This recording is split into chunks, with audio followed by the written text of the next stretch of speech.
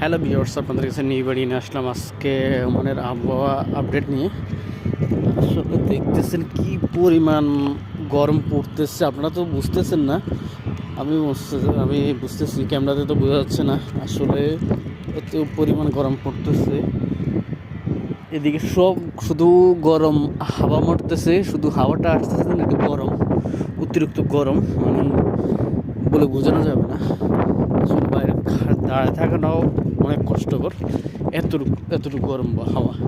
আমার মনে হয় 40-45-এর উপরে পড়তেছে গরম। বাইরে থাকাটা বড় কঠিন অবস্থা,